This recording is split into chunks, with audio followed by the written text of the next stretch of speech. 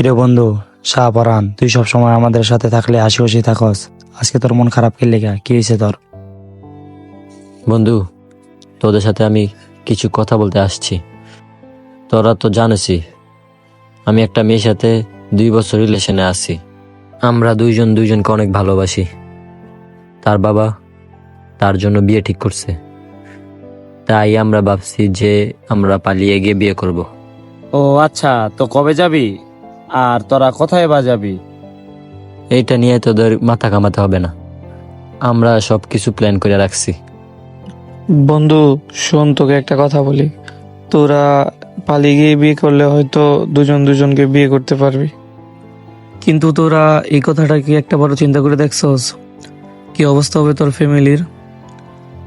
সমাজে মুখ দেখাতে পারবে তো তোর মা বাবা? যে মেয়েকে এত কষ্ট করে বড় করেছেন তারা, তার মা বাবা কতই বানা স্বপ্ন দেখেছেন তারা তাদের মেয়েকে নিয়ে। তোর মা বাবা তো তোকে কম ভালোবাসে না, কত কষ্ট করে বড় করেছেন তোদেরকে। ওনারাও তো তোকে নিয়ে কম স্বপ্ন দেখেননি। তাহলে কেন তোরা তোদের মা বাবার স্বপ্নগুলো এভাবে ভেঙে দিবি? এখন যদি তোরা পালিয়ে গিয়ে বিয়ে করিস তাহলে অনেক কষ্ট পাবে তোর মা বাবা।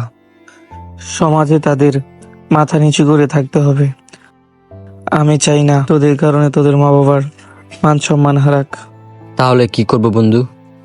আমরা দুইজন দুজনকে অনেক ভালোবাসি, আমরা বিয়ে করতে চাই। তাহলে এক কাজ কর, তোরা তোদের মা বাবাকে জানা। আমি জানি যে তোদের মা বাবা তোদেরকে অনেক ভালোবাসে। অবশ্যই ওনারা তোদের কথা মেনে নেবেন, কারণ তারা তোদের সুখের কথা ভাববেন। আচ্ছা ঠিক আছে বন্ধু, তাহলে এটাই করি। এটাই করলেই মনে হয় ভালো হয়। ধন্যবাদ বন্ধু, তুই আমাকে ভালো একটা পরামর্শ দিলি।